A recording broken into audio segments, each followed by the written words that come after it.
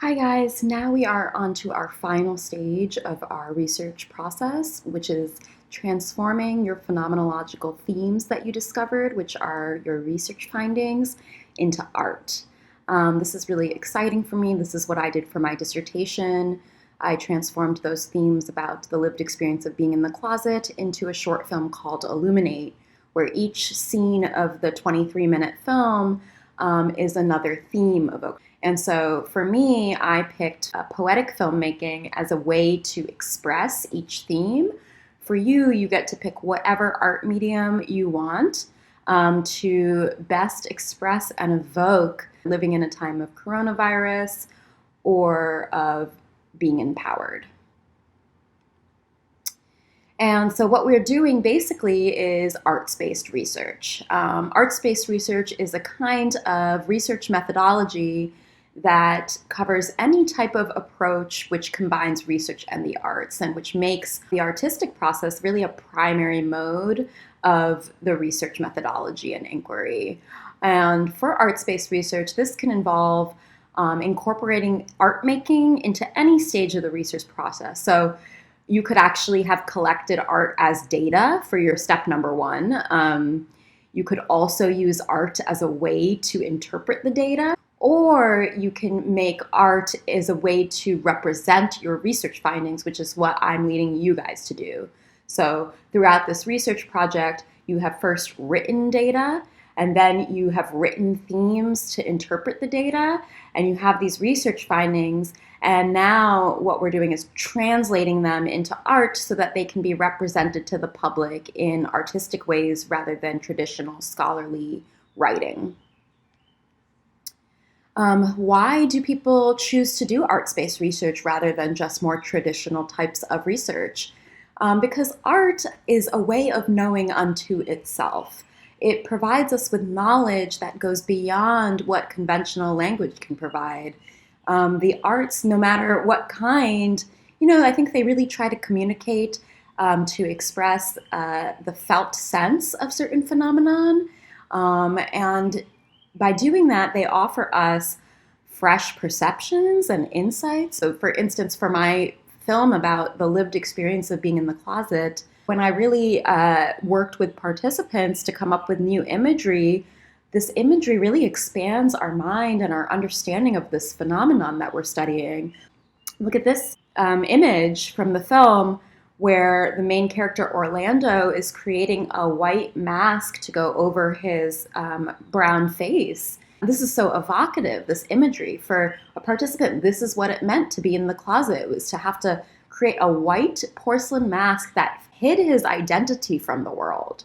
And it's very emotional when you watch the film. I encourage you to do so. To see him cover up his beautiful face and skin with this kind of white mask. It provides not only intellectual understanding of what it's like to be in the closet, but this kind of sensual, heartfelt understanding where our bodies react in a certain way to witnessing him do this. And, so art can do this in a way that if you were just to read something in a text, it wouldn't have as much of an impact, perhaps, on you emotionally about your understanding of what it's like to be in the closet. Art also has then multiple meanings that are open to interpretation, that while I'm showing Orlando here cover his face in white gauze to create a mask, this is opening up so many meanings beyond one fixed meaning of what it's like to be in the closet. It starts to make the audience wonder about what society is doing to us by telling us that we are not okay to be ourselves in whatever sense, that we have to cover who we are and strip ourselves of our identity to fit into society. The power of art is that it allows its viewer to make it their own. Being personally moved by it, seeing themselves in the art in some way, that even if you don't identify as a sexual minority, you might watch this film and remember all those times that society and its social norms made you too have to cover up and be ashamed of your identity. That's the power of art, is that it personally, emotionally connects and moves us. So you're going to be creating art about either the lived experience of living in a time of coronavirus or of being empowered. And my hope is that we can disseminate your art to the public. We can represent it on an online website so people can view your art and feel healed by it and connect it with their own life stories, and see their own lives in a new way, or feel understood by the art that you make. This is optional. You guys get to opt in of whether you want your final art to be on that website or not. But that's the power of art, is that it can connect the viewers to the art. So I keep saying art, but arts-based research is actually a combination of both science and art. Because it's scientific because we've gone through this empirical process of collecting data, interpreting the data, and coming up with research findings. And then we're transforming those research findings into artistic representations. If it was art alone, some might argue that it's not scientific because there wasn't a research process that led to the art. That is the difference that art-based research tries to distinguish itself by, instead of just traditional art, is that it goes through these empirical research steps of data collection, data interpretation, so that the art is created, can be pointed to and said, this is empirical. There's scientific evidence and truth that we are trying to build in our body of knowledge and express that through art.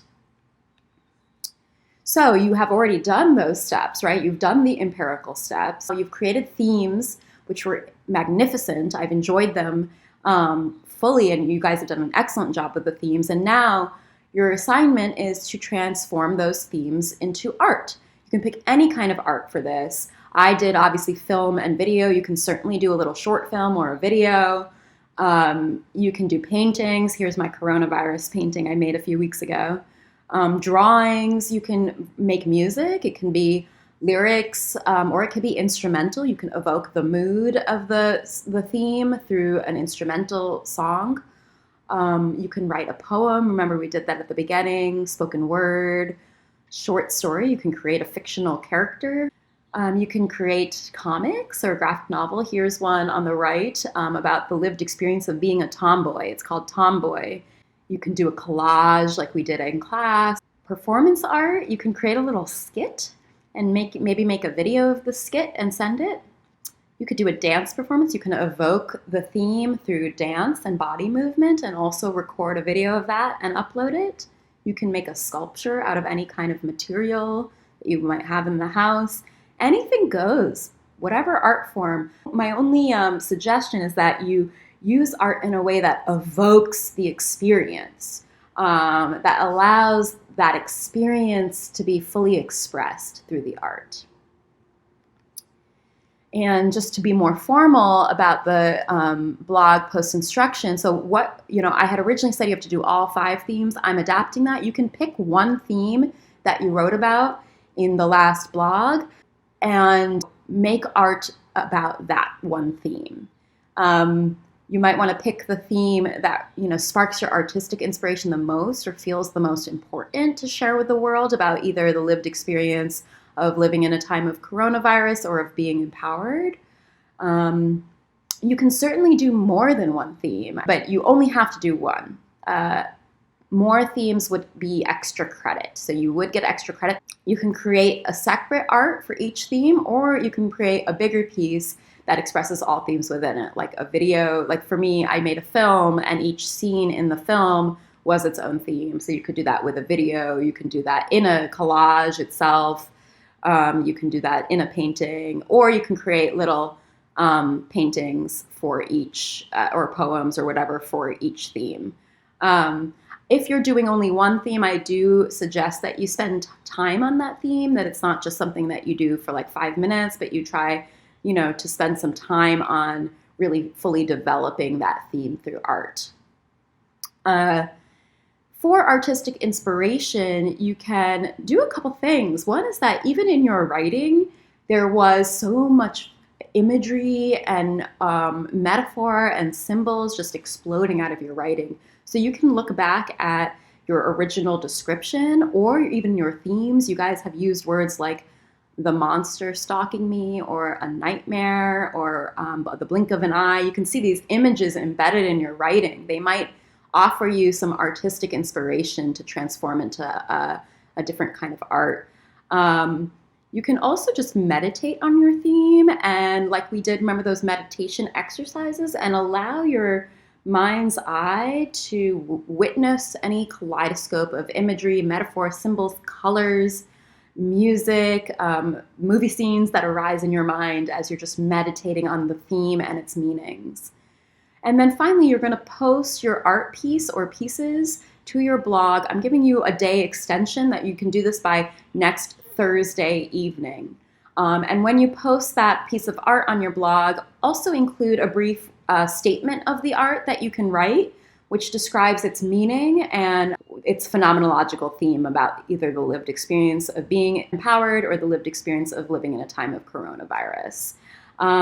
Finally, when you are making your blog post, I would also encourage you to include yes and no answers to the following questions with this idea I have about creating an online art gallery of our work. So one would be, would you want to have your art piece posted for the public to view on a website along with other students' artwork and my own? You can say yes or no. And then if you say yes, the second question is, would you want it posted anonymously, or would you like to have your name attached as the artist? So just let me know, and I think it would be really neat to have this online gallery of living in a time of coronavirus and of being empowered, but I totally respect if you would rather just keep that private for this class, okay? I am also hoping that we have our final Zoom class next Thursday where we can share our art, even though it's not due until Thursday night, that we could share our work in progress art, that we can just talk about what this process was like, what we could check in with each other as community. So that's the one that I really encourage everybody to go to as our last class. You could go on video or you can call in through your phone. Of course, it's not mandatory, and I totally understand people having other circumstances. For those who can come, it'd be great. Okay, I look forward to seeing the art that you create. Goodbye.